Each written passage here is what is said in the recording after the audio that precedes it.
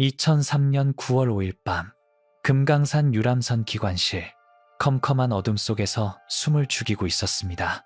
13살 아들 민철이와 7살 딸 수진이가 제 양옆에 바짝 붙어 있었어요. 수진이는 잠들어 있었고 민철이는 숨소리조차 죽이고 있었습니다. 엔진 소리가 너무 컸어요. 귀가 먹먹했습니다. 쇠기름 냄새가 코를 찔렀어요. 어둠 속에서 민철이의 손만 느껴졌습니다. 차갑고 떨리는 손이었어요. 그때였어요. 거기 누구야?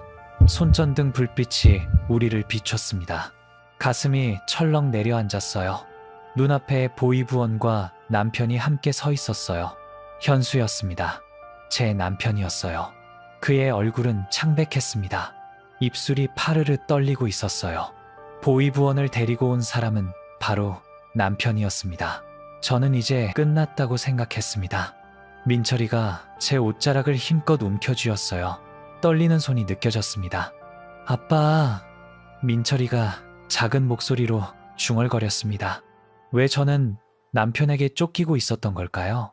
37살, 금강산 관광 안내원이었던 제가 왜 남편을 피해서 두 아이를 데리고 나만 금강산 유람선 기관실에 숨어 있었을까요? 본 이야기는 등장인물의 신원보호를 위해서 모두 가명을 사용하였습니다. 구독과 좋아요 부탁드리고 어디서 듣고 계신지 댓글로 남겨주시면 제가 반가운 마음으로 인사드리도록 하겠습니다. 금강산 관광 안내원이 어떻게 해서 탈북하게 됐는지 그 충격적인 이야기 시작합니다.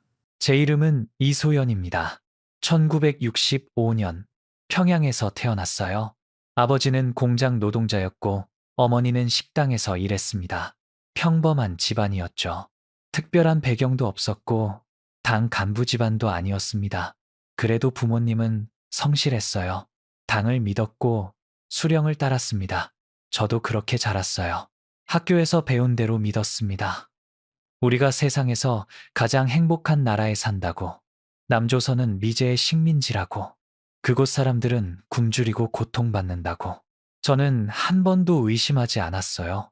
18살 때 평양 제1중학교를 졸업했습니다. 성적은 보통이었어요. 대학은 못 갔습니다.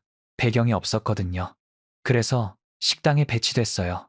평양 중심가에 있는 인민식당이었습니다. 그곳에서 일하면서 현수를 만났습니다. 1985년이었어요. 제가 20살, 현수는 25살이었습니다. 현수는 조선중앙방송 신입 아나운서였어요. 식당에 자주 왔습니다. 점심을 먹으러 단골처럼 왔어요. 목소리가 참 좋았어요. 주문할 때조차 목소리가 울렸습니다. 옥수수밥 하나 주세요. 그 한마디가 이상하게 오래 남더라고요. 이상하죠. 배고픈 시대에 저는 목소리에 반했으니까요. 석 달쯤 지났을까요? 현수가 어느 날 얼굴을 붉히며 말했습니다. 이소연 동무, 나와 교제하겠소? 저도 얼굴이 확 달아올랐어요. 예, 그렇게 교제를 시작했습니다. 일요일마다 만났어요. 대동강변을 걸었습니다. 미래 이야기를 했죠. 현수는 꿈이 많았습니다. 훌륭한 아나운서가 되고 싶다고 했고, 당에 충성하고 싶다고도 했습니다. 인민을 위해 일하고 싶다고 말했어요. 그 말들이 그땐 멋있었습니다. 저도 그런 세상이 진짜인 줄 알았으니까요. 1년 후 결혼했습니다. 1986년이었어요. 저는 21살이었습니다. 결혼식은 소박했어요. 친척 몇 명만 왔습니다. 평양 외곽에 작은 집을 배정받았어요. 방 2개에 부엌 하나. 그 집이 우리 3개의 전부였습니다. 그래도 행복했어요. 현수와 같은 이불을 덮고 산다는 사실 하나만으로도요. 2년 후 민철이가 태어났습니다. 1988년 아들이었습니다. 작고 예뻤어요. 현수는 아들이라고 그렇게 기뻐했습니다. 저는 그 모습을 보면서 우리 집은 괜찮겠구나 하고 믿었어요. 5해 뒤엔 수진이가 태어났습니다. 1993년 딸이었어요. 수진이도 예뻤습니다. 가족이 넷이 됐어요. 겉으로는 행복한 가정이었습니다. 그런데 1990년대 중반부터 모든 게 무너졌어요. 배급이 끊겼습니다. 고난의 행군이 시작됐어요. 사람들이 굶어 죽었습니다. 거리에서 시체를 본 날도 있었어요.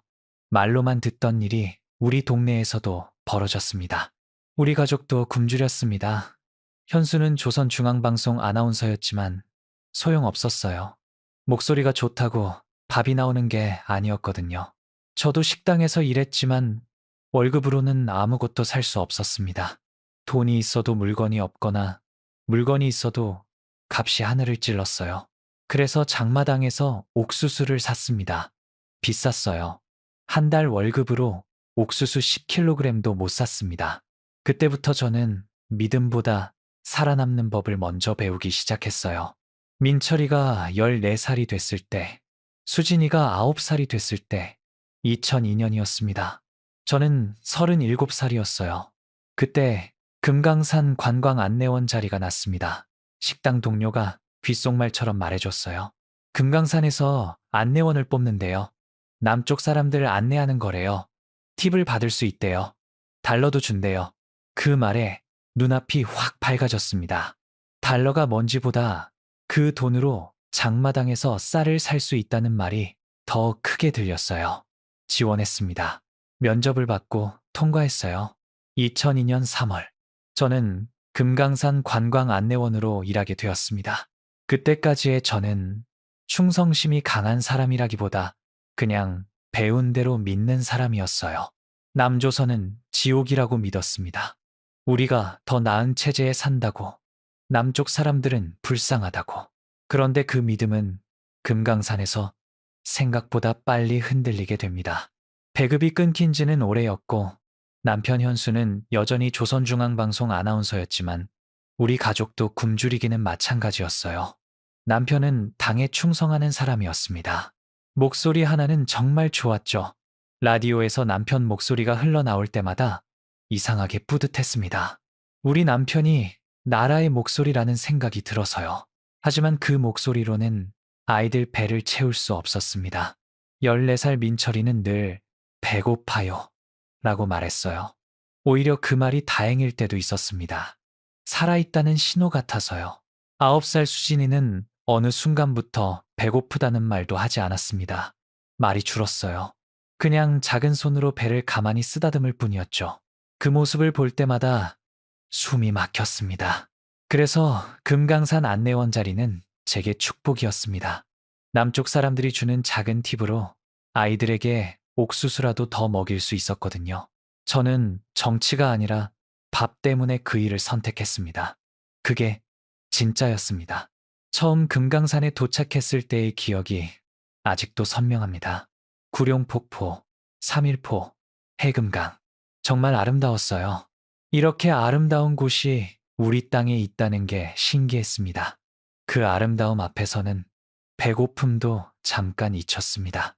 그날 안내소 책임자리 동무가 우리를 세워놓고 말했습니다. 50대 후반의 여성 동무였어요.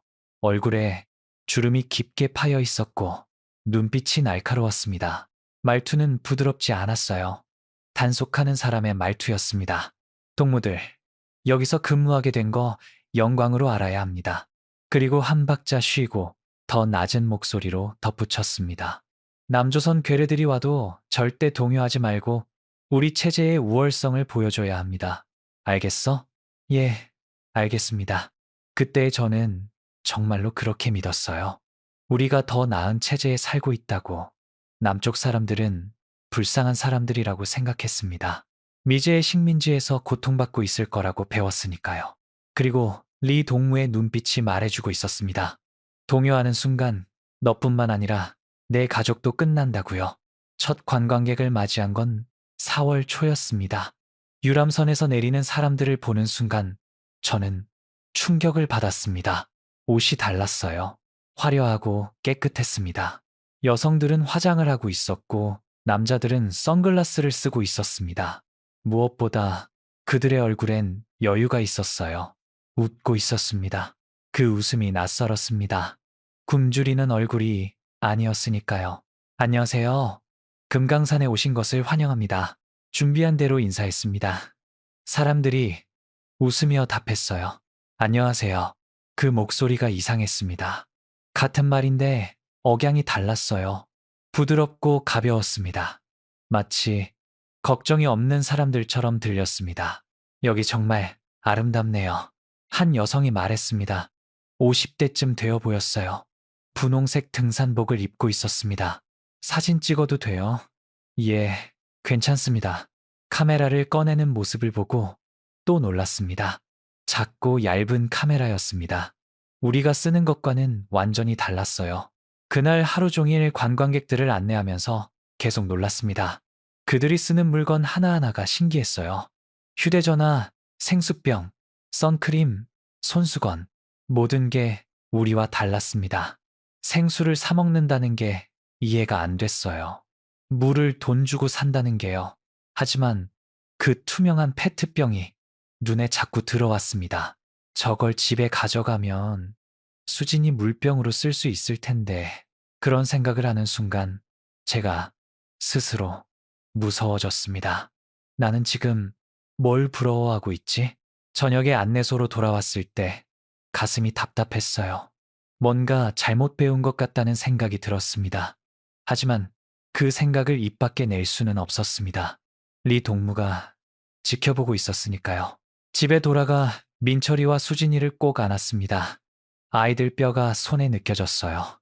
그게 더 마음을 흔들었습니다. 엄마, 오늘 남쪽 사람들 봤어?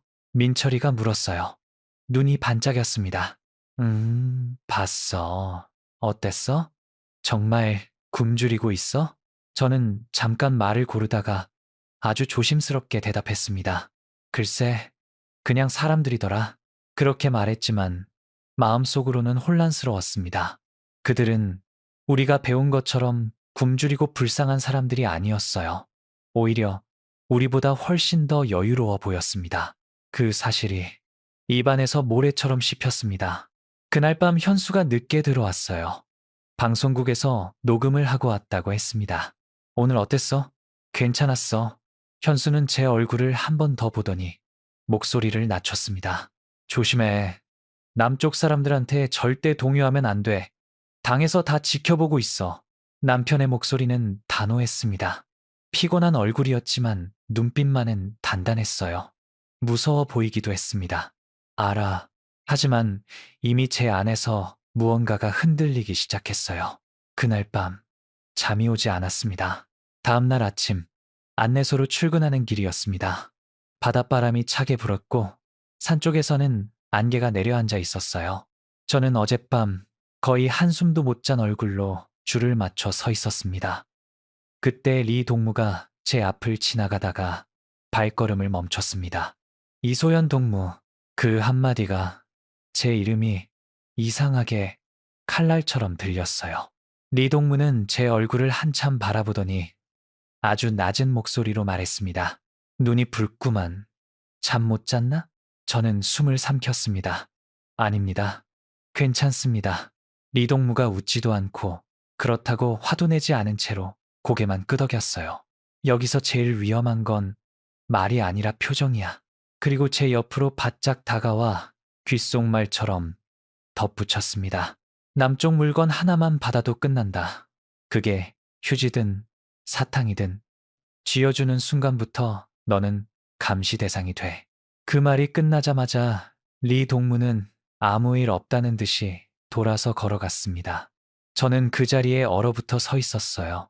표정이라는 말이 계속 귀에 남았습니다. 그날부터였습니다.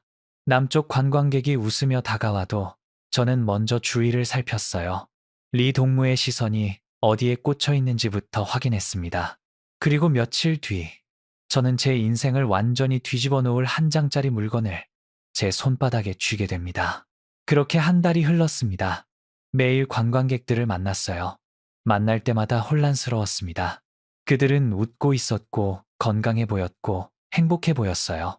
우리가 배운 것과 너무 달랐습니다. 처음 며칠은 그냥 신기했어요. 다른 세상 사람들을 보는 것 같았습니다. 하지만 시간이 지날수록 신기함은 의문으로 바뀌었어요. 왜 그들은 저렇게 다를까? 왜 우리와 같은 민족인데 저렇게 다른 삶을 살까? 5월 중순이었어요. 그날은 유난히 관광객이 많았습니다. 100명도 넘었을 거예요. 날씨가 좋았거든요. 하늘이 맑았고 바람이 시원했습니다. 구룡폭포를 안내하고 있었습니다. 이 폭포는 9개의 못을 거쳐 떨어지는데요. 하고 설명을 하고 있는데 한 여성 동무가 다가왔어요. 30대 중반쯤 되어 보였습니다. 청바지에 흰색 티셔츠를 입고 있었어요. 목에는 스카프를 두르고 있었고 손에는 작은 가방을 들고 있었습니다. 저기요, 화장실이 어디 있어요? 저쪽입니다. 손으로 가리켜 드렸습니다. 폭포에서 50m쯤 떨어진 곳이었어요. 그분이 고맙다며 걸어갔어요. 30분쯤 지났을까요? 다른 관광객들을 안내하고 있었습니다. 그분이 다시 제게 다가왔습니다. 주위를 둘러보더니 작은 목소리로 말했어요. 저기 혹시 필요하실까 봐요. 손에 뭔가를 쥐고 있었습니다. 제 손에 슬쩍 쥐어줬어요. 화장실에 휴지도 없고 힘드시죠? 그러고는 빠르게 돌아서서 가버렸습니다. 손을 펴봤어요. 생리대였습니다. 하얀 비닐 포장에 쌓여 있었어요. 작았습니다. 손바닥 크기였어요. 목구멍이 바짝 말랐습니다. 누가 볼까봐 재빨리 주머니에 넣었어요. 손이 떨렸습니다. 리동무가 지켜보고 있었거든요. 만약 들키면 어떻게 되는 걸까? 남조선 물건을 받았다고 신고당할까? 등골이 오싹했습니다. 그날 저녁 집에 돌아와서 그 생리대를 꺼내봤어요. 민철이와 수진이는 잠들어 있었고 현수는 아직 안 들어왔습니다. 비닐을 조심스럽게 뜯었어요. 폭신했습니다. 손으로 눌러봤어요. 부드러웠습니다. 우리가 쓰는 것과는 완전히 달랐어요.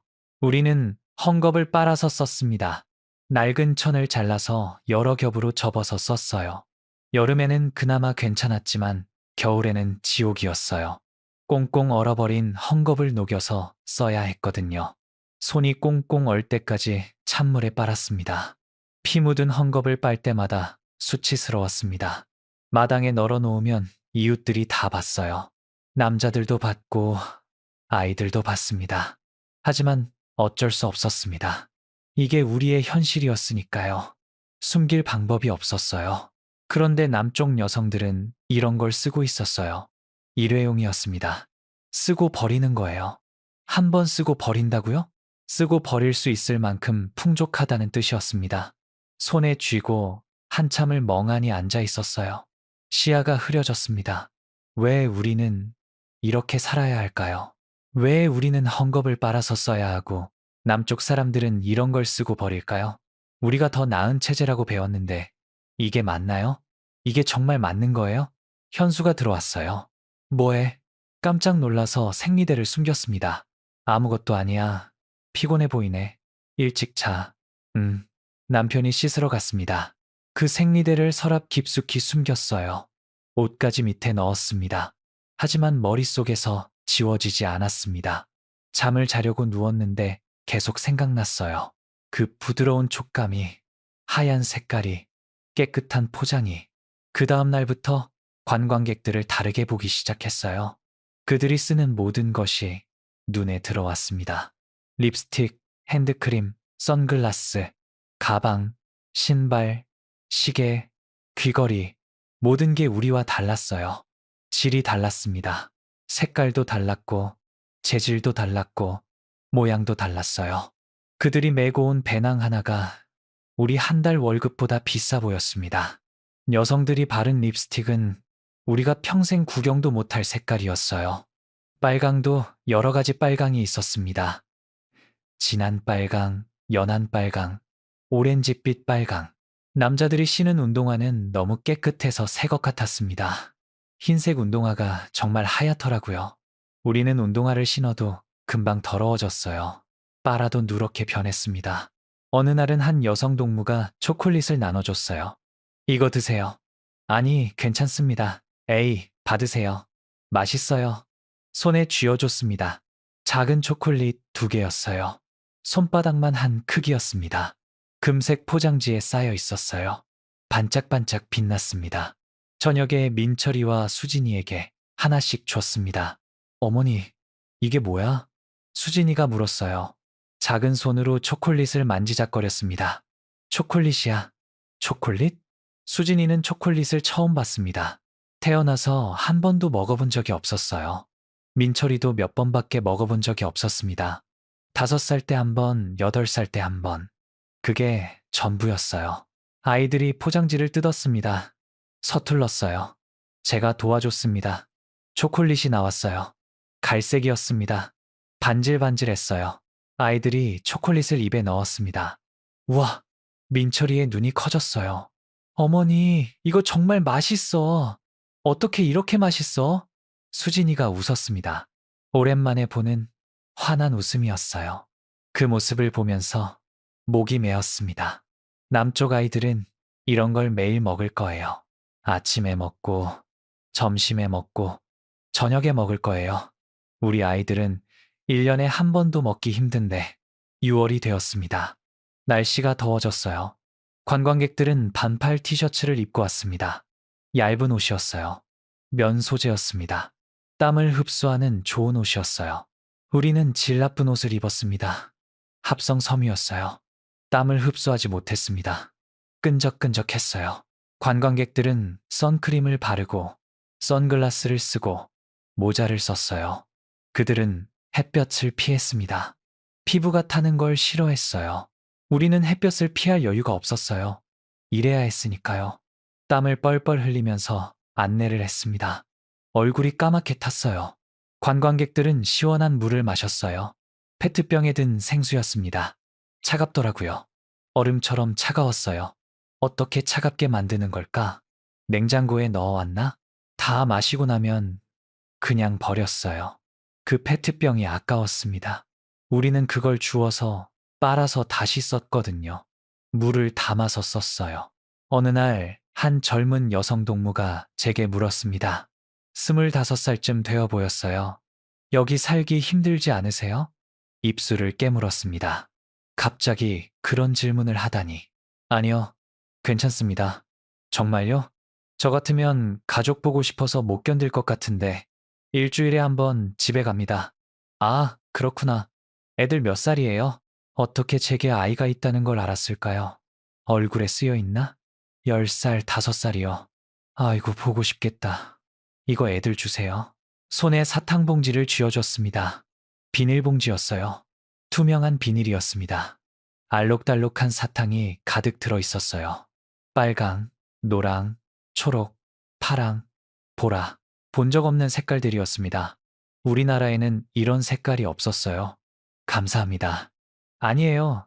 힘내세요. 근 여성 동무가 웃으며 갔습니다. 손에 든 사탕 봉지가 무거웠어요. 무게가 아니라 의미가 무거웠습니다. 이 사탕들은 남쪽 아이들에게는 흔한 거겠죠. 학교 앞 가게에서 100원이면 살 수 있을 거예요. 하지만 우리 아이들에게는 명절 선물보다 귀한 거예요. 7월 어느 날이었습니다. 그날은 비가 왔어요. 아침부터 부슬부슬 내렸습니다. 관광객이 적었습니다. 20명 정도밖에 안 왔어요. 쉬는 시간에 안내소에 앉아 있었습니다. 창밖을 보고 있었어요. 빗방울이 떨어지고 있었습니다. 리 동무가 옆에 앉았어요. 이 동무, 요즘 표정이 안 좋아. 아니요, 괜찮습니다. 남조선 사람들한테 동요하는 거 아니지? 절대 아닙니다. 조심해. 너 하나 잘못되면 가족 다 끝나는 거야. 등골이 서늘해졌습니다. 리 동무의 눈빛이 차갑더라고요. 명심하겠습니다. 그래, 당을 믿고 따라야 해. 알았지? 예. 하지만 마음속으로는 이미 의심이 자라고 있었어요. 당이 우리에게 거짓말을 한 게 아닐까? 남쪽이 정말 지옥이라면 왜 그들은 저렇게 웃고 있을까? 왜 그들은 저렇게 여유롭고 우리는 이렇게 힘들까? 왜 그들은 초콜릿을 남에게 나눠줄 수 있고 우리는 먹을 것도 부족할까? 8월이었습니다. 무더웠어요. 35도가 넘었습니다. 숨쉬기가 힘들 정도였어요. 어느 날 관광을 마치고 돌아가는 사람들을 배웅하고 있었습니다. 한 나이 든 여성 동무가 제게 다가왔어요. 60대쯤 되어 보였습니다. 회색 머리에 주름이 많았어요. 하지만 옷은 깨끗했고 얼굴에는 화장을 하고 있었습니다. 아가씨, 수고했어요. 감사합니다. 이거 손을 내밀었어요. 10,000원짜리 지폐가 보였습니다. 초록색이었어요. 아니, 받을 수 없습니다. 괜찮아요. 받으세요. 정말 안 됩니다. 하지만 그 여성 동무는 제 손에 돈을 쥐어주고 가버렸습니다. 손에 든 10,000원. 이게 남쪽 돈이구나. 처음 봤어요. 지폐가 깨끗했습니다. 우리 돈과는 느낌이 달랐어요. 종이 질감이 부드러웠고 색깔이 선명했습니다. 세종대왕 얼굴이 그려져 있었어요. 리동무가 지켜보고 있어서 재빨리 주머니에 넣었습니다. 그날 밤 그 돈을 꺼내서 봤어요. 10,000원이면 남쪽에서는 얼마나 쓸 수 있을까요? 궁금했습니다. 빵 몇 개? 아니면 밥 한 끼? 초콜릿은 몇 개? 사탕은 몇 봉지? 나중에 알았지만 그건 별로 큰 돈이 아니었어요. 하지만 그때의 저는 그것도 몰랐습니다. 9월이 되었습니다. 날씨가 선선해졌어요. 관광객은 여전히 많았습니다. 그날은 유난히 아이들이 많았어요. 가족 단위 관광객이었습니다. 할아버지, 할머니, 아버지, 어머니, 아이들, 3대가 함께 온 가족도 있었어요. 아이들이 뛰어놀고 있었어요. 웃고, 떠들고, 장난치고 있었습니다. 그중 한 여자아이가 눈에 들어왔어요. 수진이 또래였습니다. 5살쯤 되어 보였어요. 분홍색 원피스를 입고 있었어요. 레이스가 달려 있었습니다. 머리에는 리본을 달고 손에는 인형을 들고 있었습니다. 곰 인형이었어요. 갈색 곰이었습니다. 어머니 손을 잡고 걷고 있었어요. 엄마, 저기 꽃 예뻐. 그래? 사진 찍을까? 응. 어머니가 카메라를 꺼내서 딸 사진을 찍었습니다. 디지털 카메라였어요. 작고 얇았습니다. 아이가 환하게 웃었어요. 통통한 볼이 햇살에 반짝였습니다. 건강해 보였어요. 살이 쪄 있었습니다. 팔도 통통하고 다리도 통통했어요. 그 모습을 보면서 가슴이 무너지는 것 같았습니다. 우리 수진이도 저렇게 웃을 수 있을까? 우리 수진이에게도 저런 원피스를 입혀줄 수 있을까? 우리 수진이에게도 저런 인형을 사줄 수 있을까? 우리 수진이도 배불리 먹고 저렇게 뛰어놀 수 있을까? 손톱이 손바닥에 박히도록 주먹을 쥐었습니다. 그날 밤 집에 돌아와서 수진이를 한참 안고 있었습니다. 어머니, 왜 그래? 아니야, 그냥 우리 수진이가 예뻐서. 수진이가 웃었어요. 말랐습니다. 갈비뼈가 만져졌어요. 하나하나 세어질 정도였습니다. 5살인데 3살처럼 작았습니다. 키도 작고 몸무게도 적었어요. 민철이도 마찬가지였어요. 10살인데 또래보다 훨씬 작았습니다. 10cm는 작았을 거예요. 영양실조였습니다. 제가 안내원으로 번 돈으로 옥수수를 사다 먹여도 부족했어요. 하루 3끼를 못 먹었습니다. 2끼 먹으면 다행이었어요. 현수에게 말했습니다. 여보, 우리 아이들 너무 말랐어. 다들 그래. 남쪽 아이들은 안 그래. 뭐? 현수의 눈빛이 날카로워졌어요. 남쪽 아이들 봤는데 다들 살이 쪄 있어. 건강해 보여. 이소연! 남편이 큰 소리로 제 이름을 불렀습니다. 남조선을 부러워하는 거야? 지금? 부러워하는 게 아니라 입 조심해. 벽에도 귀가 있어. 현수가 제 입을 막았습니다. 그리고 작은 목소리로 속삭였어요. 제발 정신 차려. 그런 말 밖에서 하면 우리 다 죽어. 남편의 손이 떨리고 있었습니다.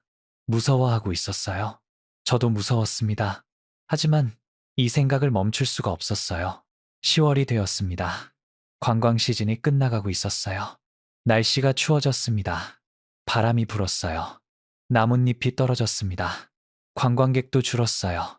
어느 날 마지막 배를 배웅하고 있었습니다. 한 중년 남자가 제게 다가왔어요. 50대쯤 되어 보였습니다. 회색 코트를 입고 있었어요. 수고 많으셨어요. 감사합니다. 북한 아니, 여기 살기 힘들죠? 가슴이 철렁했습니다. 대답할 수 없었어요. 그 남자가 제 손에 뭔가를 쥐어줬습니다. 힘내세요. 언젠가는 다 좋아질 거예요. 배가 떠났습니다. 손을 펴봤어요. 또 10,000원이었습니다. 그리고 작은 쪽지가 있었어요. 희망을 잃지 마세요. 그 글씨를 보면서 목이 메었습니다. 희망이요? 우리에게 희망이 있기는 한 걸까요? 그날 밤 서랍에 숨겨둔 생리대를 다시 꺼냈어요. 만져봤습니다. 부드러웠어요. 이 작은 물건 하나가 제 세계를 흔들어 놓았습니다. 2003년이 되었습니다. 새해가 밝았지만 달라진 건 없었어요. 여전히 배가 고팠고 여전히 힘들었습니다. 전기도 자주 끊겼어요. 난방도 안 됐습니다. 추운 겨울을 보냈어요. 3월이 되어 다시 관광 시즌이 시작되었어요. 1년 만에 다시 남쪽 사람들을 만났습니다. 여전히 그들은 웃고 있었고 여유로워 보였어요. 하지만 이제 저는 부러워하는 걸 숨기지 않았습니다. 속으로는 인정했어요. 남쪽이 더 나아 보인다고. 우리가 배운 게 거짓말일지도 모른다고. 그리고 생각했습니다. 어쩌면 우리도 저곳에 가면 저렇게 살 수 있지 않을까? 그 생각이 점점 커졌어요. 처음에는 작은 의심이었습니다. 그 다음에는 궁금증이 되었고, 이제는 갈망이 되었어요. 가고 싶었습니다. 남쪽으로 가고 싶었어요. 아이들을 데리고 가고 싶었습니다. 수진이에게 분홍색 원피스를 입혀주고 싶었고, 민철이에게 초콜릿을 배불리 먹이고 싶었어요. 하지만 어떻게 갈 수 있을까요? 국경을 넘는다? 불가능했습니다. 총에 맞아 죽을 거예요. 바다를 건너간다? 더 불가능했습니다. 배도 없고 바다는 너무 넓었어요. 그런데 6월 어느 날이었습니다. 관광객들이 타고 온 유람선을 보면서 생각했어요. 저 배를 타면? 저 배에 숨어서 남쪽으로 가면? 심장이 빠르게 뛰었습니다. 가능할까요? 정말로 가능할까요? 그날부터 유람선을 유심히 관찰했습니다. 어디로 들어갈 수 있을까? 어디에 숨을 수 있을까? 7월이었습니다. 본격적으로 계획을 세우기 시작했어요. 유람선 구조를 파악해야 했습니다. 관광객들이 배에서 내릴 때 자세히 봤어요. 배는 3층이었습니다. 1층은 식당이었고 2층은 객실이었어요. 3층은 갑판이었습니다. 그럼 기관실은 어디에 있을까? 아마 1층 아래쪽일 거예요. 배 밑바닥 쪽에 있을 겁니다. 매일 배를 관찰했어요. 관광객들이 타고 내리는 모습을 봤습니다. 선원들의 동선도 파악했어요. 청소 인부들이 언제 들어가는지도 봤습니다. 일주일 동안 관찰한 결과를 알게 되었어요. 관광객들이 모두 내린 후에 청소 인부들이 올라갔어요.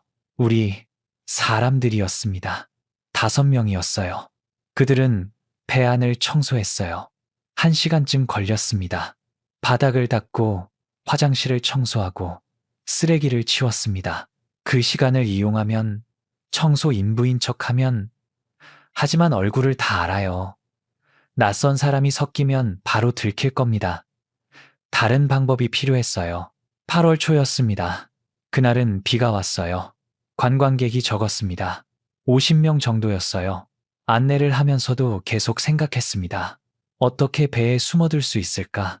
언제가 가장 좋은 타이밍일까? 8월 중순이었습니다. 그날은 관광객이 특히 많았어요. 200명도 넘었을 거예요. 혼잡했습니다. 사람들이 북적거렸어요. 안내하느라 정신이 없었습니다. 그때 한 남자 동무가 제게 물었어요. 50대쯤 되어 보였습니다. 배 안에 화장실이 있나요? 예, 1층에 있습니다. 어떻게 가요? 제가 안내해 드릴게요.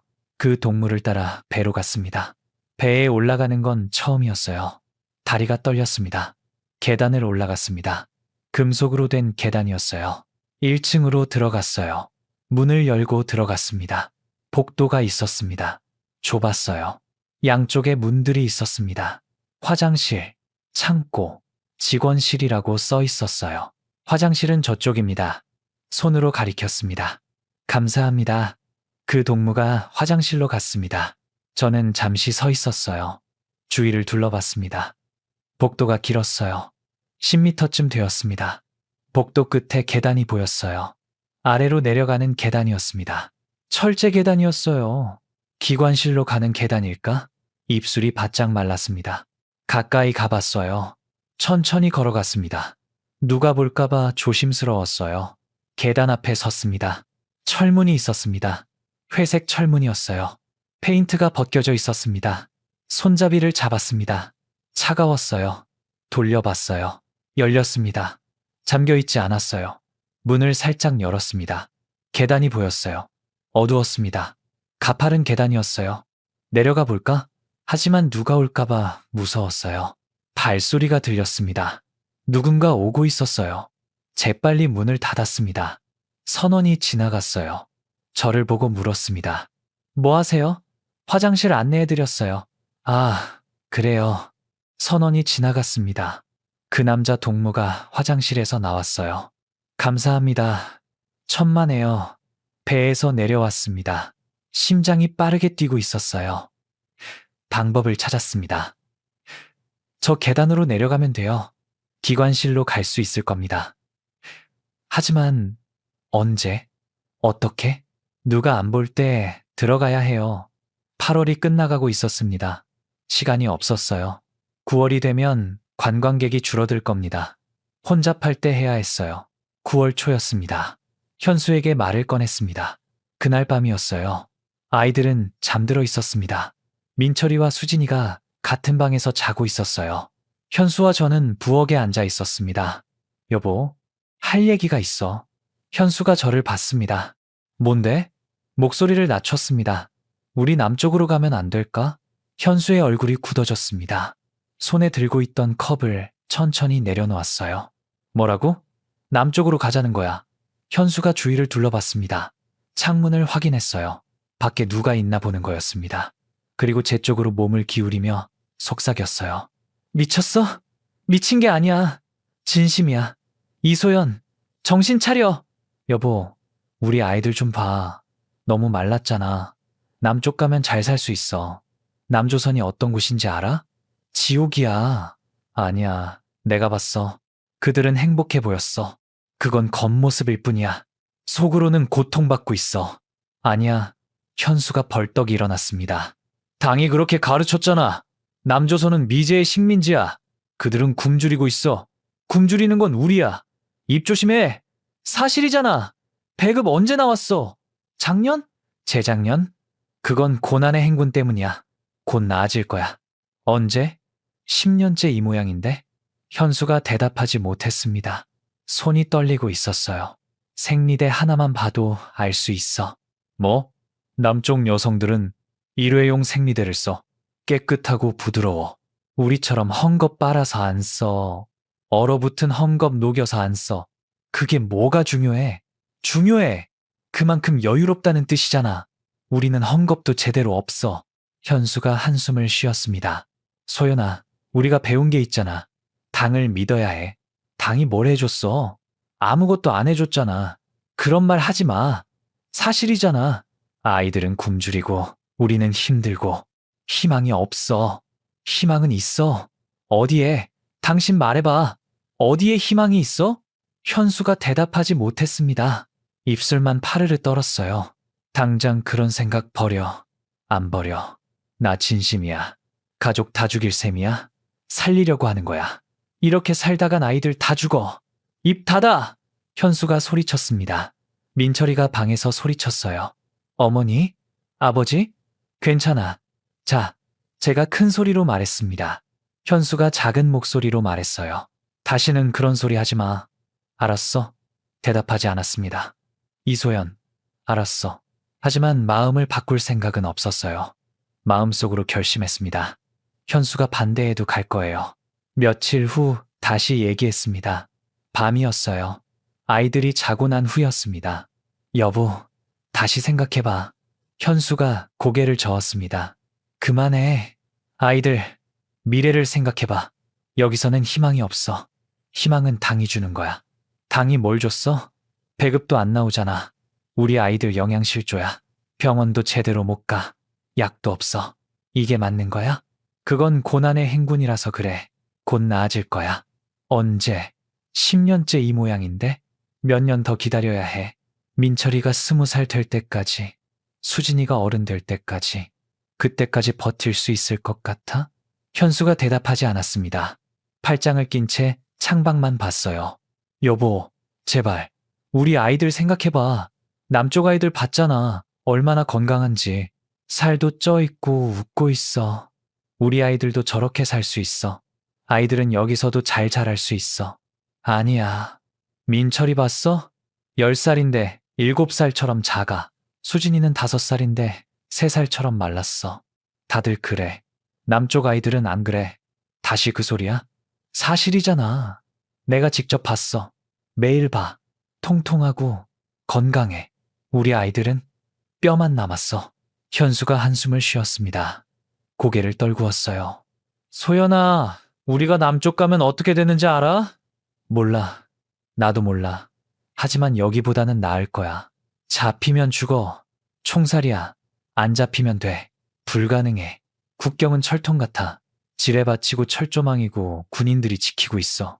국경 말고 다른 방법이 있어. 뭔데? 유람선. 현수의 눈이 커졌습니다. 유람선? 유람선에 숨어서 남쪽으로 가는 거야. 미친 소리 마! 가능해! 내가 배 안을 봤어. 기관실로 가는 길이 있어. 그래서 거기 숨으면 돼. 3시간이면 남쪽 도착해. 들킬 거야. 안 들키게 조심하면 돼. 선원들이 확인해. 순찰 돌아. 구석에 숨으면 안 보여. 엔진 소리도 크고 어두우니까 잘 안 보일 거야. 현수가 고개를 저었습니다. 안 돼. 너무 위험해. 여기 있는 게 더 위험해. 이소연, 제발 좀 생각해봐. 난 이미 충분히 생각했어. 말리지 마. 현수가 제 어깨를 잡았습니다. 정말 갈 거야? 아이들 데리고? 나 없이? 무슨 소리야? 같이 가자는 거지? 현수가 고개를 저었습니다. 난 못 가. 왜? 난 당원이야. 조선중앙방송 아나운서야. 내가 탈북하면 어떻게 돼? 우리 부모님, 형제들 다 끝나. 모두 요덕 수용소가 총살당할 수도 있어. 그럼 나랑 아이들은 괜찮아? 우린 끝나도 돼? 그게 아니라 제발 가지 마. 여기서 살자. 같이 버티자. 싫어. 난 가고 싶어. 아이들한테 더 나은 삶을 주고 싶어. 현수의 눈에 물기가 맺혔습니다. 소연아, 제발. 난 당신 없이 못 살아. 나도 당신 없이 못 살아. 하지만 아이들은 더 중요해. 현수가 고개를 떨구었습니다. 한참 동안 말이 없었어요. 어깨가 미세하게 떨리고 있었습니다. 울고 있었어요. 그러다가 고개를 들었습니다. 눈이 빨갛게 충혈되어 있었어요. 가지마, 제발. 못 들어준다고 하면? 현수의 눈빛이 변했습니다. 차갑게 식어갔어요. 그럼 신고할 수밖에 없어. 심장이 맺는 것 같았습니다. 뭐라고? 미안해. 하지만 난 널 막아야 해. 신고하겠다고? 날? 당신 아내를. 어쩔 수 없어. 가족을 지켜야 해. 부모님을 지켜야 해. 형제들을 지켜야 해. 나랑 아이들은 가족이 아니야? 당신 부모님만 가족이야? 당신에겐 우리보다 그 사람들이 더 중요해? 현수가 대답하지 않았습니다. 고개를 돌렸어요. 알았어. 그럼 신고해. 소연아, 상관없어. 어차피 여기서 이렇게 사느니 차라리 죽는 게 나아. 말도 안 되는 소리 하지 마. 난 진심이야. 며칠 동안 현수와 말을 하지 않았습니다. 집안 분위기가 냉랭했어요. 밥을 같이 먹어도 말이 없었습니다. 잠도 따로 잤어요. 민철이가 눈치를 챘습니다. 어머니, 아버지랑 싸웠어? 아니야. 근데 왜 말을 안 해? 그냥 좀 피곤해서 그래. 민철이가 불안한 눈으로 저를 봤습니다. 어머니, 우리 괜찮아? 응? 괜찮아. 거짓말이었어요. 괜찮지 않았습니다. 밤마다 잠이 오지 않았어요. 현수는 정말로 신고할까? 아니면 그냥 위협일까? 잘 모르겠어요. 남편의 얼굴을 봐도 알 수 없었습니다. 9월 중순이었습니다. 어느 날 밤 현수가 먼저 말을 걸었어요. 소연아, 진짜 갈 거야? 막을 수 없어? 없어. 현수가 한참 생각하더니 말했습니다. 그럼 나도 같이 갈게. 귀를 의심했습니다. 정말? 생각해봤어. 며칠 밤을 생각했어. 당신 말이 맞아. 여기 있으면 희망이 없어. 아이들 미래도 없고 눈앞이 캄캄해졌습니다. 감정이 복받쳐 올랐어요. 여보, 미안해. 내가 이기적이었어. 부모님 생각만 했어. 당에 대한 충성만 생각했어. 하지만 며칠 밤을 고민하면서 깨달았어. 우리 아이들이 더 중요해. 민철이와 수진이가 더 중요해. 부모님은 이미 인생을 사셨어. 하지만 우리 아이들은 이제 시작이잖아. 그 아이들한테 더 나은 세상을 보여주고 싶어. 당신이 옳았어. 현수를 안았습니다. 오랜만에 안았어요. 고마워. 하지만 현수의 몸이 굳어 있었어요. 떨리고 있었습니다. 무서운 거였죠. 저도 알았습니다. 현수는 당을 배신하는 거였어요. 평생 믿어왔던 것을 버리는 거였습니다. 그게 얼마나 무서운지 저도 알았어요. 하지만 걱정도 됐습니다. 정말 괜찮을까? 넷이서 탈출할 수 있을까? 현수는 진심일까? 아니면 저를 속이는 걸까? 신고하려고 거짓말하는 걸까? 그런 생각이 스쳤습니다. 하지만 현수의 떨리는 몸을 느끼면서 알았어요. 진심이구나. 정말로 함께 가려는 거구나. 9월 20일이었습니다. 계획을 세웠어요. 현수와 함께 의논했습니다. 언제 갈까? 이번 주 안에 관광객이 많을 때 어떻게 들어갈까? 관광객들 틈에 섞여서 혼잡할 때 아이들은 같이 데리고 가. 들키면 그때는 어쩔 수 없지. 9월 5일로 정했습니다. 이틀 후였어요. 그날 관광객이 많을 거라고 했습니다. 200명 넘게 온대요. 준비했습니다. 돈을 모았어요. 제가 안내원으로 번 돈이 조금 있었습니다. 남쪽 돈 2만 원도 있었어요. 관광객들이 준 거였습니다. 옷도 준비했어요. 두꺼운 옷을 챙겼습니다. 배 안이 추울 수 있으니까요. 음식도 챙겼습니다. 옥수수 몇 개와 감자 2개였어요. 그게 전부였습니다. 9월 4일 밤이었습니다. 아이들이 잠든 후 현수와 마지막으로 얘기했습니다. 내일 가는 거야? 준비됐어? 무섭지 않아? 무서워. 하지만 해야지. 현수가 제 손을 잡았습니다. 소연아, 미안해. 뭐가? 처음에 반대해서, 신고하겠다고 해서. 이해해. 당신도 힘들었을 거야. 그래도 미안해. 이제 같이 가잖아. 그게 중요해. 현수가 웃었습니다. 오랜만에 보는 웃음이었어요.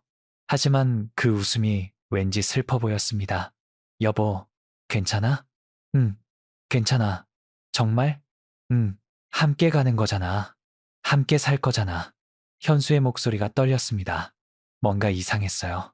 하지만 물어볼 수 없었습니다. 9월 5일 아침이었습니다. 일어났어요. 심장이 빠르게 뛰고 있었습니다. 오늘이에요. 오늘 가는 날이에요. 민철이와 수진이를 깨웠습니다. 일어나. 응? 아이들이 일어났어요.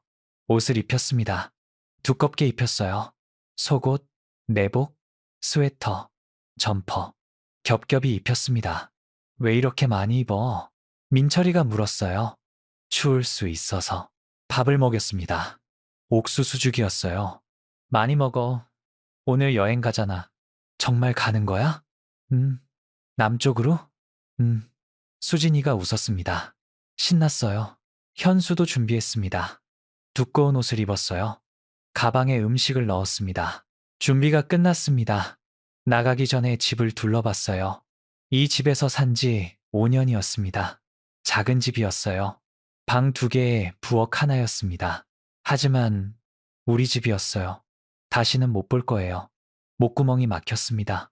현수가 제 어깨를 두드렸어요. 가자. 문을 열고 나왔습니다. 마지막으로 뒤를 돌아봤어요. 안녕? 문을 닫았습니다. 안내소로 갔습니다. 평소처럼 출근했어요. 리 동무가 있었어요. 오늘 관광객 많이 와. 예, 정신 바짝 차려. 알겠습니다.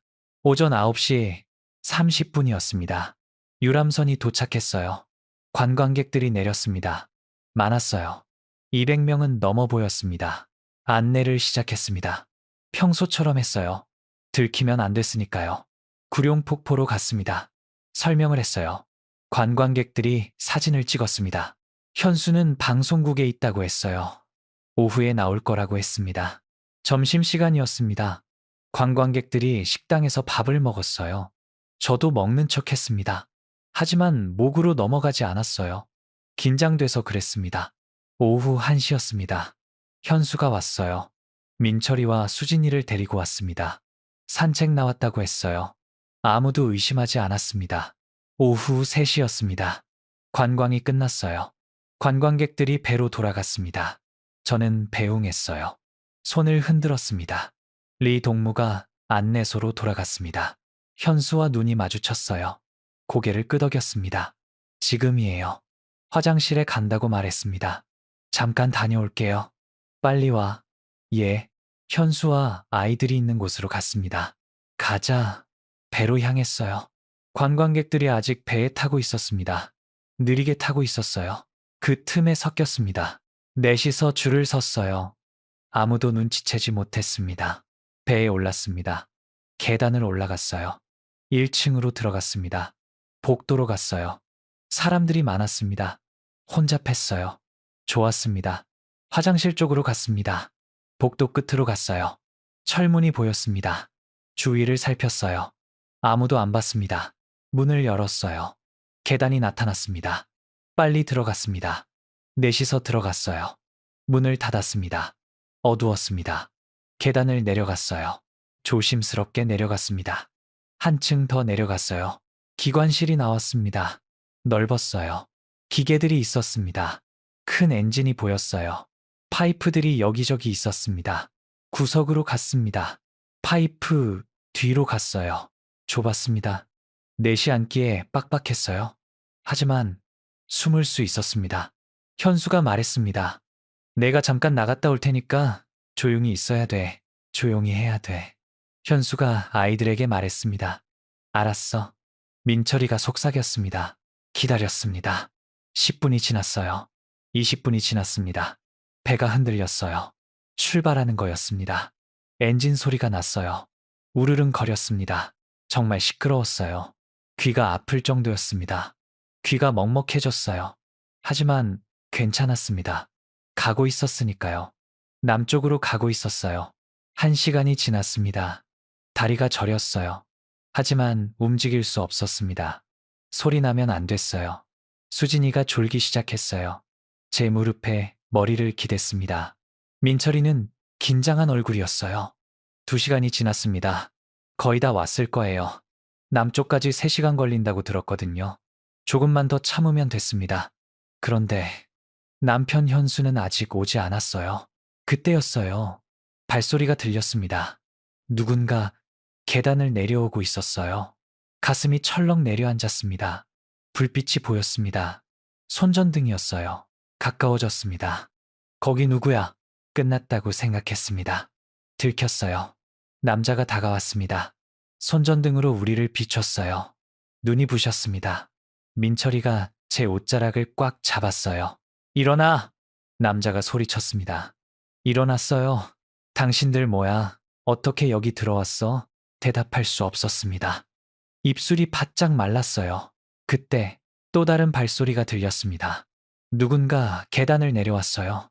보이부원이었습니다. 제복을 입고 있었어요. 그리고 그 뒤에 또 한 명이 내려왔습니다. 현수였습니다. 남편이 보이부원을 데리고 온 거였습니다. 심장이 얼어붙었습니다. 여보? 현수가 고개를 돌렸습니다. 저를 보지 않았어요. 소연아, 미안해. 현수의 목소리가 떨렸습니다. 아빠! 민철이가 소리쳤습니다. 현수가 눈을 감았습니다. 입술을 깨물었어요.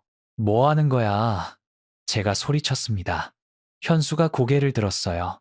얼굴이 창백했습니다. 눈이 빨갛게 충혈되어 있었어요. 소연아, 미안해. 정말 미안해. 왜 그래? 어쩔 수 없었어. 부모님을 생각하면, 형제들을 생각하면 우리 아이들은 미안해. 정말 미안해. 하지만 이게 맞는 거야. 여기가 우리 땅이야. 여기서 살아야 해. 민철이가 울었습니다. 아버지, 왜 그래요? 같이 간다고 했잖아요. 현수가 민철이를 봤습니다. 눈에 물기가 맺혔어요. 민철아, 아버지가 잘못 생각했어. 남조선은 지옥이야. 거기 가면 더 힘들어. 여기가 낫다. 거짓말. 어머니가 말했어요. 남쪽이 더 좋다고. 민철이가 소리쳤습니다. 현수가 입술을 깨물었습니다. 보이부원이 말했습니다. 이소연 동무, 체포한다. 반역행위로. 아이들은요? 제가 물었습니다. 아이들도 함께. 안 돼요. 아이들은 아무것도 몰라요. 법은 법이야. 현수 동무, 잘했어. 당해서 포상할 거야. 현수가 대답하지 않았습니다. 고개만 떨구었어요. 우리는 끌려갔습니다. 계단을 올라갔어요. 1층으로 나왔습니다. 배는 이미 북한 항구에 도착해 있었어요. 남쪽으로 가는 게 아니었습니다. 돌아온 거였어요. 트럭이 기다리고 있었습니다. 군용 트럭이었어요.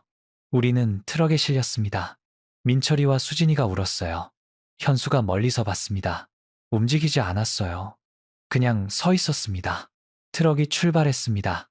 어디로 가는 걸까요? 수용소일까요? 총살장일까요? 민철이를 꽉 안았습니다. 수진이도 안았어요. 괜찮아. 괜찮을 거야. 거짓말이었습니다. 괜찮지 않았어요. 3시간을 달렸습니다. 트럭이 멈췄어요. 내리라고 했습니다. 내렸어요. 큰 건물이 있었습니다. 회색 건물이었어요. 철조망이 둘러쳐져 있었습니다. 요덕 수용소였습니다. 문이 열렸어요. 들어갔습니다. 문이 닫혔습니다. 수용소 생활이 시작됐습니다. 지옥이었어요. 아침 5시에 일어났습니다. 노동을 했어요.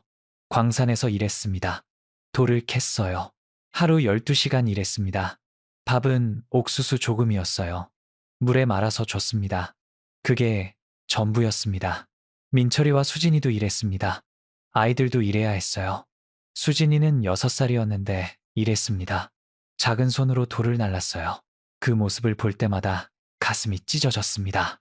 내 잘못이에요. 제가 이러게 만든 거예요. 한 달이 지났습니다. 수진이가 아팠어요. 열이 났습니다. 기침을 했어요. 약을 달라고 했습니다. 없다고 했어요. 그냥 일하라고 했습니다.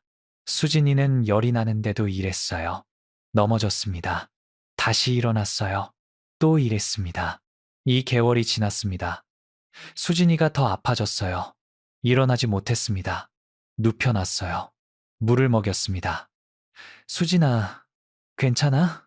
어머니, 아파요. 금방 나을 거야. 조금만 참아. 수진이가 작은 손으로 제 손을 잡았습니다.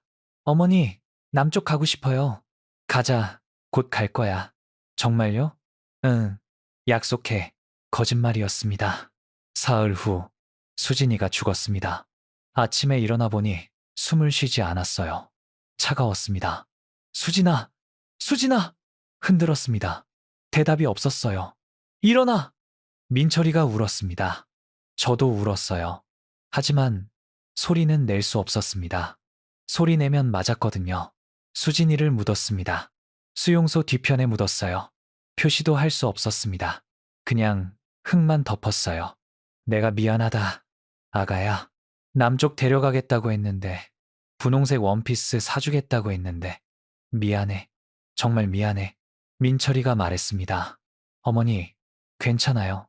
어머니 잘못 아니에요. 민철이가 저를 안았습니다. 13살 아들이 저를 위로했어요. 그게 더 슬펐습니다. 3개월이 지났습니다. 민철이도 아파지기 시작했어요. 기운이 없었습니다. 밥을 못 먹었어요. 물만 마셨습니다. 민철아, 밥 먹어야지. 배고프지 않아요. 그래도 먹어야 해. 힘이 없어요. 민철이가 누웠습니다. 일어나지 못했어요. 일주일 후 민철이도 죽었습니다. 어머니, 응? 저 남쪽 못 가보네요. 가볼 거야. 곧 나가서 갈 거야. 어머니나 가세요. 민철아, 그런 말 하지 마. 저는 괜찮아요. 수진이한테 가면 돼요. 민철아, 어머니, 사랑해요. 나도 사랑해. 민철이가 눈을 감았습니다. 다시 뜨지 않았어요. 민철이도 묻었습니다. 수진이 옆에 묻었어요. 흙을 덮었습니다. 손이 피투성이었어요. 손톱이 다 빠졌습니다. 하지만 아프지 않았어요. 마음이 더 아팠습니다. 혼자 남았습니다. 아이들도 없고 남편도 없었어요.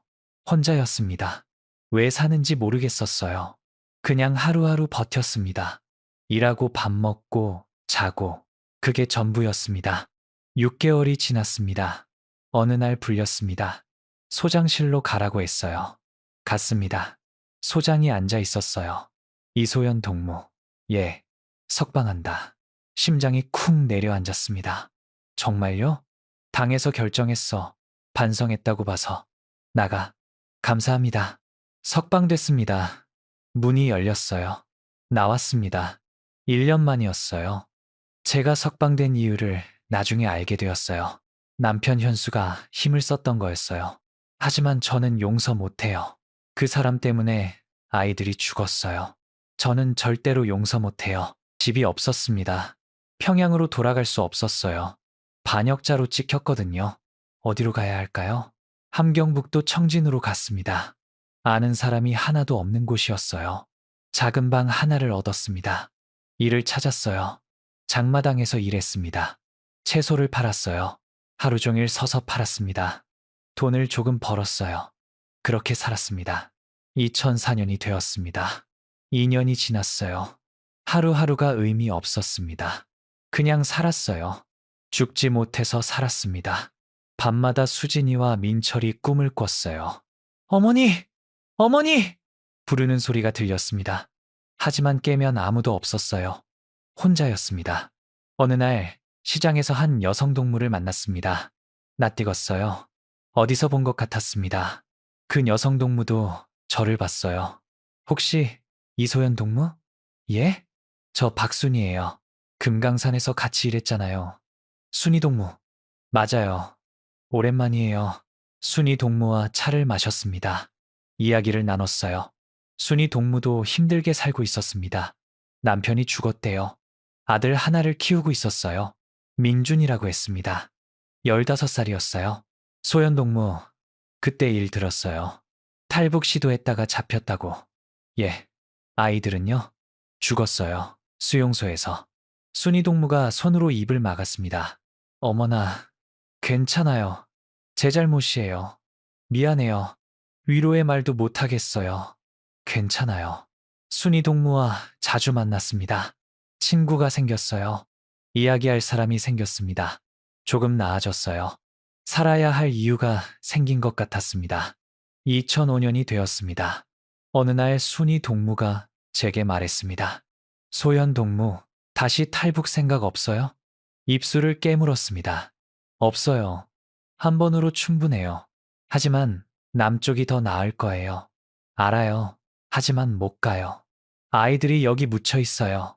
혼자 갈 수 없어요. 순이 동무가 고개를 끄덕였습니다. 하지만 며칠 후 순이 동무가 다시 말했습니다. 소연 동무, 저는 갈 거예요. 민준이 데리고. 정말요? 브로커를 찾았어요. 중국 거쳐서 갈 거예요. 위험해요. 알아요. 하지만 여기 있으면 민준이 미래가 없어요. 순이 동무. 같이 가요. 제발. 아이들은 어머니가 살기를 바랄 거예요. 고민했습니다. 며칠 밤을 고민했어요. 갈까, 말까. 아이들을 두고 갈 수 있을까. 하지만 순이 동무 말이 맞았습니다. 수진이와 민철이는 제가 살기를 바랄 거예요. 여기서 죽지 말고 살기를 바랄 거예요. 결정했습니다. 가기로 했어요. 2005년 6월이었습니다. 순이 동무와 민준이, 저, 셋이서 두만강으로 갔습니다. 밤이었어요. 어두웠습니다. 브로커가 기다리고 있었어요.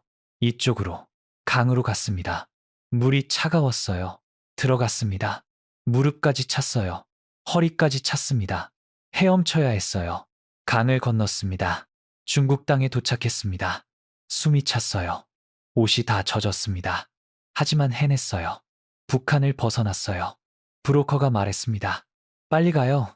이제 한국 대사관으로 가야 해요. 몇 달 걸릴 거예요. 3개월을 중국에서 숨어 지냈습니다. 조선족 집에 숨었어요. 중국 공안한테 잡히면 북한으로 돌려보내집니다. 조심했어요. 밖에 나가지 않았습니다. 방 안에만 있었어요. 9월이 되었습니다. 한국 대사관으로 갈 수 있게 됐어요. 베이징으로 갔습니다. 대사관에 들어갔어요. 탈북자라고 말했습니다. 보호해달라고 했어요. 직원이 말했습니다. 조사를 받아야 합니다. 시간이 걸릴 거예요. 알겠습니다. 2달을 대사관에서 지냈습니다. 조사를 받았어요. 진짜 북한 사람인지 확인했습니다. 간첩은 아닌지도 조사했어요. 통과했습니다. 11월이었습니다. 한국으로 갈 수 있게 됐어요. 비행기를 탔습니다. 태어나서 처음 타봤어요. 무서웠습니다. 하지만 설레서요. 드디어 가는구나. 남쪽으로. 인천공항에 도착했습니다. 큰 공항이었어요. 믿을 수 없을 만큼 컸습니다. 사람들이 많았어요. 다들 바빴습니다. 걸어갔어요. 공항 밖으로 나갔습니다. 자동차들이 많이 다니고 있었어요. 건물들이 높았습니다.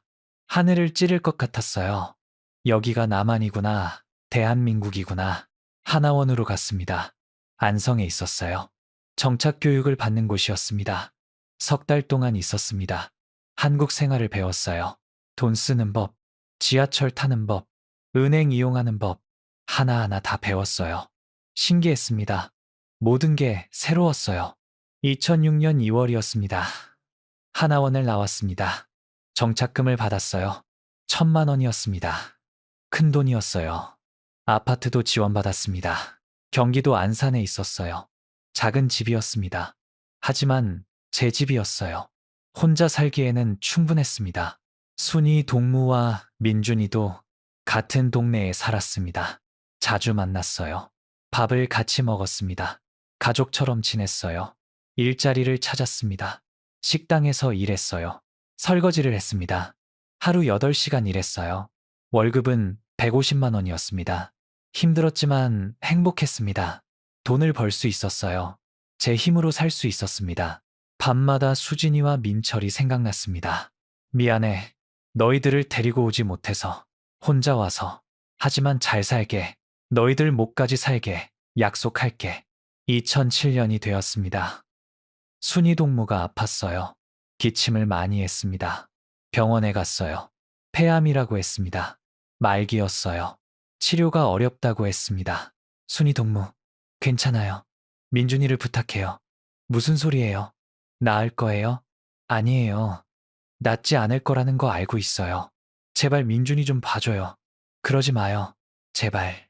석 달 후, 순이 동무가 죽었습니다. 병원에서 죽었어요. 마지막으로 손을 잡았습니다. 소연 동무. 고마워요. 친구해줘서. 나도 고마워. 민준이. 걱정하지 마. 내가 잘 돌볼게. 고마워요. 순이 동무가 눈을 감았습니다. 다시 뜨지 않았어요. 민준이를 데려왔습니다. 같이 살기로 했어요. 17살이었습니다. 아들처럼 키웠어요. 밥을 해줬습니다. 학교에 보냈어요. 민준이는 착했습니다.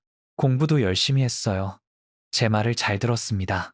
2008년이 되었습니다. 어느 날 제게 편지가 왔습니다. 북한에서 온 편지였어요. 어떻게? 브로커가 전해준 거였습니다. 편지를 열었어요. 현수였습니다. 남편이 보낸 편지였어요. 소연아, 잘 지내니? 나는 괜찮아. 부모님도 형제들도 괜찮아. 네가 궁금해. 미안해. 정말 미안해. 배신해서. 하지만 어쩔 수 없었어. 가족을 지켜야 했어. 이해해줘. 아이들은 어떻게 됐어? 잘 지내니? 보고 싶어. 너도 보고 싶고, 민철이도 수진이도 보고 싶어. 언젠가 만날 수 있을까? 사랑해. 평생 사랑해. 편지를 찢었습니다. 조각조각 찢었어요. 창밖으로 날렸습니다. 바람에 날아갔어요. 사라졌습니다. 용서할 수 없었어요. 아이들이 죽었어요. 당신 때문에. 당신이 배신해서 용서 못해요. 평생 용서 못해요. 2009년이 되었습니다. 또 소식이 왔습니다. 현수가 죽었다고 했어요. 교통사고였대요. 평양에서 버스에 치였대요. 장례식도 없었습니다. 시신도 못 봤어요. 그냥 죽었다는 소식만 들었습니다. 눈물이 나지 않았습니다. 슬프지 않았어요. 그냥 멍했습니다. 이제 정말 끝이구나. 모든 게 끝났구나. 혼자 남았어요. 남편도 없고 아이들도 없었습니다. 친구도 없었어요. 민준이만 있었습니다. 민준아, 예, 이모. 고마워. 뭐가요? 곁에 있어줘서. 당연하죠. 이모가 절 키워주셨는데 민준이를 안았습니다. 따뜻했어요. 살아있었습니다. 제가 지켜야 할 사람이었어요. 다시 일어났습니다. 일을 했어요. 민준이를 키웠습니다. 열심히 살았어요. 현수 없이 사는 게 힘들었습니다. 아니, 힘들지 않았어요. 용서할 수 없었거든요. 배신자였으니까요. 하지만 아이들 없이 사는 건 정말 힘들었습니다. 밤마다 꿈을 꿨어요. 수진이와 민철이가 나왔습니다. 어머니! 어머니! 부르는 소리가 들렸어요. 하지만 깨면 아무도 없었습니다. 낮에는 웃었어요. 민준이 앞에서는 강한 척 했습니다. 괜찮은 척 했어요. 민준아, 이모 괜찮아? 괜찮아. 정말요? 정말이야. 거짓말이었습니다. 괜찮지 않았어요. 하지만 그렇게 말해야 했습니다. 민준이를 위해서요. 2년이 지났습니다. 2011년이었어요. 민준이가 20살이 되었습니다. 대학에 가고 싶다고 했어요. 컴퓨터 공학을 배우고 싶대요. 그래, 가자. 열심히 해. 어느 날 민준이가 말했습니다. 이모, 저 북한 이야기 하고 싶어요. 뭐? 사람들한테, 학교에서 북한이 어떤 곳인지 알려주고 싶어요. 그래? 이모 이야기도 하고 싶어요. 괜찮아요? 목이 메었습니다. 괜찮아. 해. 많이 해. 사람들이 알아야 해. 민준이가 학교에서 강연을 했습니다. 북한 이야기를 했어요. 탈북 과정을 말했습니다. 제 이야기도 했어요. 금강산 안내원이었던 이야기를 했습니다. 생리대 한 장에 충격받았던 이야기를 했어요. 탈북을 시도했다가 배신당한 이야기를 했습니다. 수용소에서 아이들을 잃은 이야기를 했어요. 학생들이 울었습니다. 선생님들도 울었어요. 강연이 끝나고 앉아있는 저한테 한 학생이 다가왔어요. 16살쯤 되어 보였어요. 저기요, 정말 감동받았어요. 고마워. 저도 엄마 있는데요. 북한에. 심장이 쿵 내려앉았습니다. 정말? 네. 저도 탈북자예요. 혼자 왔어요. 엄마는 못 나오셨어요. 보고 싶어요. 그 학생을 안았습니다. 목이 메었어요. 그 학생도 울었습니다. 꼭 만날 수 있을 거야. 정말요? 언젠가는. 그날 이후 제가 직접 강연을 하기 시작했습니다. 민준이와 함께 다녔어요. 학교에도 갔고 교회에도 갔습니다. 탈북자 모임에도 갔어요. 북한 인권에 대해 말했습니다. 탈북자들을 도와야 한다고 말했어요. 북한이 변해야 한다고 말했습니다. 바쁘게 살았습니다. 하지만 의미 있었어요. 제 아픔이 누군가에게 희망이 될 수 있었으니까요. 2013년이었습니다. 민준이가 대학을 졸업했어요. 취직을 했습니다. SK에서 일하게 됐어요. 큰 회사였습니다. 민준아, 축하해. 이모, 다 이모 덕분이에요. 아니야, 네가 잘한 거야. 아니에요. 이모가 없었으면 저 여기 없어요. 민준이를 안았습니다. 잘했어. 정말 잘했어. 어머니도 자랑스러워 하실 거야. 하늘에서. 2015년이었습니다. 민준이가 결혼한다고 했어요. 좋은 사람을 만났대요. 지수라는 여성이었습니다. 남쪽 사람이었어요. 착했습니다. 민준이를 사랑했어요. 결혼식 날 울었어요. 행복한 눈물이었습니다. 민준아, 행복해야 해. 행복할게요. 엄마한테도 인사드려야지. 엄마, 저 결혼해요. 행복하게 살게요. 지켜봐 주세요. 민준이가 하늘을 보고 말했습니다. 2017년이었습니다. 손주가 태어났어요. 아들이었습니다. 작고 예뻤어요. 이름을 민철이라고 지었어요. 제 아들 이름이었습니다. 이모, 괜찮아요? 민철이라고 지어도? 목이 메었습니다. 고마워. 정말 고마워. 아기를 안았습니다. 작고 따뜻했어요. 손이 작았습니다. 발도 작았어요. 울음소리가 귀여웠습니다. 민철아 할머니야. 우리 민철이 보고 싶었어. 네가 다시 왔구나. 다른 모습으로 왔지만 그래도 왔구나. 2018년이었습니다. 제가 50살이 되었어요. 반평생을 살았습니다. 강연을 계속했어요. 일주일에 두세 번은 했습니다. 많은 사람들이 제 이야기를 들었어요. 북한을 알게 됐습니다. 탈북자들을 이해하게 됐어요. 돕고 싶다는 사람들이 생겼습니다. 어느 날 한 대학생이 다가왔습니다. 이모님, 제가 북한 인권운동 하고 싶어요. 어떻게 해야 해요? 가슴이 벅찼습니다. 정말? 네. 이모님 강연 듣고 결심했어요. 고마워. 단체들이 많아. 거기서 활동하면 돼. 연락처 줄게. 정말 고마워요. 젊은이들이 관심 가져주는 게 중요해. 열심히 할게요. 많은 사람들이 제 이야기를 들었습니다. 2021년이었습니다. 어느 날부터 몸이 이상했습니다. 배가 자주 아팠고 밥을 먹어도 소화가 잘 되지 않았습니다. 대수롭지 않게 넘기려 했지만 시간이 지날수록 통증은 점점 잦아졌습니다. 결국 병원을 찾았습니다. 검사를 받았고 위내시경도 했습니다. 며칠 뒤 결과를 들으러 다시 병원에 갔습니다. 의사는 제 차트를 한참 들여다보더니 평소보다 무거운 얼굴로 말했습니다. 암입니다. 위암이에요. 이기입니다. 수술이 필요합니다. 순간 머릿속이 하얘졌습니다. 아무 말도 나오지 않았습니다. 저도 모르게 입술을 꽉 깨물고 있다가 겨우 고개를 끄덕였습니다. 알겠습니다. 수술을 했습니다. 위를 일부 잘라냈고 곧바로 항암 치료가 시작됐습니다. 약을 먹고 주사를 맞았습니다. 시간이 지나자 머리카락이 빠지기 시작했습니다. 어느 날 거울을 봤습니다. 거기엔 제가 알던 얼굴이 아니었습니다. 낯설고 초라한 얼굴이었습니다. 힘들었지만 버텼습니다. 민준이가 늘 곁에 있었고 지수도 찾아왔습니다. 민철이도 시간을 내서 보러 왔습니다. 이모, 힘내세요. 할머니, 아프지 마세요. 저는 웃으며 말했습니다. 괜찮아. 이 정도는 아무것도 아니야. 수용소보다 쉬워. 웃었지만 거짓말이었습니다. 정말 힘들었습니다. 그래도 웃어야 했습니다. 그 아이들 앞에서는 약해 보이고 싶지 않았으니까요. 6개월 동안 치료를 받았습니다. 몸무게가 10kg이나 빠졌고 기운도 없었습니다. 하지만 포기하지 않았습니다. 2022년 봄 검사 결과가 나왔습니다. 의사는 말했습니다. 암이 많이 줄었습니다. 정말 잘 이겨내셨어요. 그 말을 듣는 순간 가슴이 벅차올랐습니다. 고맙습니다. 그 말밖에는 할 수 없었습니다. 집으로 돌아왔습니다. 창문을 열자 봄바람이 들어왔습니다. 따뜻했습니다. 밖에는 벚꽃이 피어 있었습니다. 연한 분홍색이었습니다. 민철아, 수진아, 봄이야. 할머니, 살아있어. 조금 더 살 거야. 너희들 이야기 더 많이 해줄게.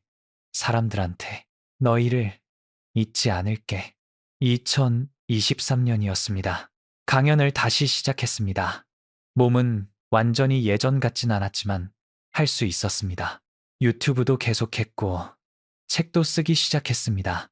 제 이야기를 책으로 내자는 연락이 출판사에서 왔습니다. 처음엔 망설였습니다. 내 이야기가 과연 책이 될 수 있을까? 그때 민준이가 말했습니다.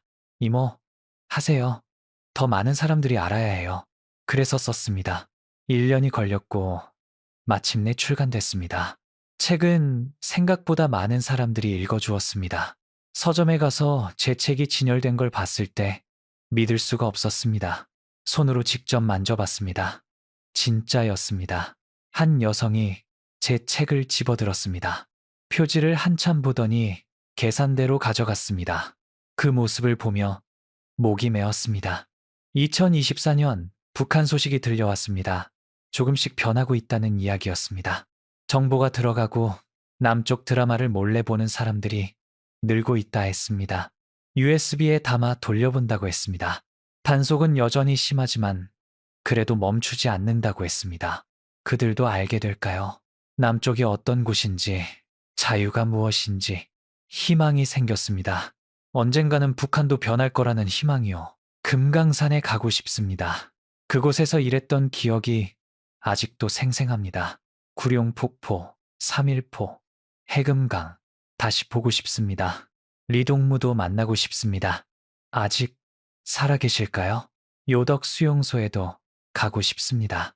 수진이와 민철이가 묻힌 곳, 꽃을 놓고 미안하다고 말하고 싶습니다. 2025년 5월, 손주 민철이는 8살이 되어 초등학교에 다니고 있었습니다. 할머니, 응? 나 할아버지 보고 싶어. 할아버지는 북한에 계셔. 언제 만나? 할머니도 잘 모르지만 언젠가는 만날 수 있을 거야. 북한이 뭐예요? 할머니가 살았던 곳이야. 아직 자유롭지 않은 곳이지. 불쌍해요. 그래서 할머니가 그 사람들 이야기를 하는 거야. 할머니, 대단해요. 민철이는 환하게 웃었습니다. 그날 밤 꿈을 꿨습니다. 수진이와 민철이가 나왔습니다. 어른이 된 모습이었습니다.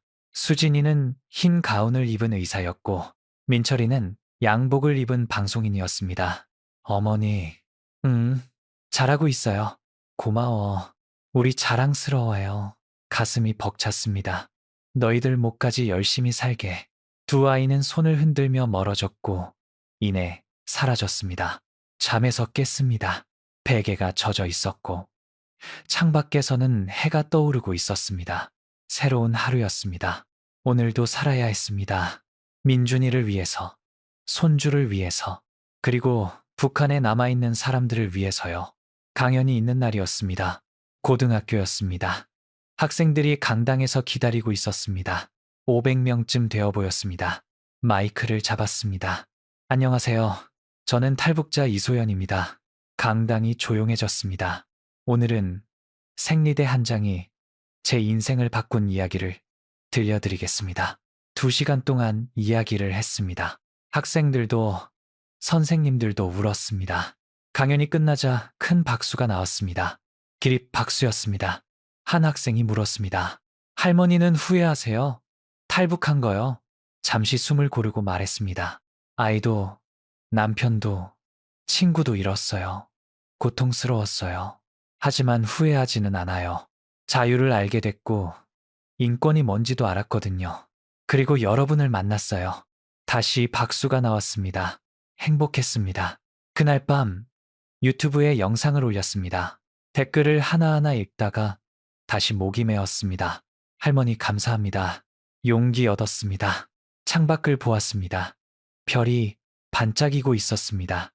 수진아, 민철아, 할머니는 오늘도 살아. 너희 이야기 계속할게. 별이 대답하는 것 같았습니다. 내일도 살아야겠습니다. 희망의 씨앗을 뿌리면서요. 언젠가 꽃이 필 그날을 믿으며. 이 이야기를 제작하면서 많은 탈북자 증언을 읽었습니다. 국가인권위원회 자료, 통일부 보고서, 북한인권정보센터 데이터베이스, 그리고 개별 탈북자들이 쓴 수기들을 참고하였습니다. 그들의 목소리는 모두 생생했습니다. 생리대 한 장, 초콜릿 한 개, 사탕 한 봉지. 우리에게는 작은 것들이 그들에게는 세계관을 바꾸는 충격이었습니다. 한 탈북 여성은 이렇게 말했습니다. 남쪽 화장실에서 일회용 생리대를 보는 순간 울었다고요. 북한에서는 15년 동안 헝겊을 빨았던 기억이 떠올랐다고 합니다. 한겨울에 꽁꽁 얼어붙은 헝겊을 뜨거운 물에 녹이던 기억이 났다고 합니다. 손이 터지고 피가 나도 빨아야 했던 그 기억. 그 순간 깨달았다고 합니다. 자신이 얼마나 열악한 환경에서 살고 있는지를요. 또 다른 탈북자는 슈퍼마켓에서 충격을 받았다고 했습니다. 음식이 너무 많았다고요. 그런데 여기는 수십 종류의 라면이 있고 수백 종류의 과자가 있고 헤아릴 수 없을 만큼 많은 음식이 있습니다. 그게 자유구나 이렇게 생각했다고 합니다. 선택할 수 있는 게 자유구나. 금강산 관광시기는 많은 북한 주민들에게 전환점이었습니다. 처음으로 남쪽 사람들을 직접 만났으니까요. 체제 선전과 현실의 차이를 실제 목격했으니까요. 한 전직 안내원은 이렇게 증언했습니다. 처음에는 정말로 남쪽 사람들이 불쌍해 보였어요. 우리가 배운 대로 하지만 며칠 지나면서 이상하다는 생각이 들었어요. 그들은 웃고 있었어요. 자유로워 보였어요. 옷도 깨끗하고 얼굴도 건강해 보였죠. 우리보다 나아 보였어요. 그때부터 의심이 시작됐어요. 라고 말이죠. 유람선을 이용한 탈북 시도에 대해서도 여러 증언이 있습니다. 대부분 실패했지만 그 시도 자체가 얼마나 절박했는지를 보여줍니다. 하지만 희망도 있습니다. 탈북자들은 새로운 삶을 살고 있습니다. 대학에도 가고 직장을 구하고 결혼을 하고 아이를 낳습니다. 자신들의 이야기로 세상을 알립니다. 강연을 하고 책을 쓰고 유튜브를 합니다. 북한 인권운동에 참여하기도 하죠. 그들의 용기가 세상을 조금씩, 아주 조금씩 바꾸고 있습니다. 북한 주민들의 고통을 알리고 탈북자들의 용기를 기억하고 자유와 인권의 가치를 되새기는 계기가 되기를 바람하지 않습니다. 자유와 인권이 보장되는 세상을, 그 누구도 소외되지 않는 세상을. 지금까지 탈북 감동 스토리였습니다. 감사합니다.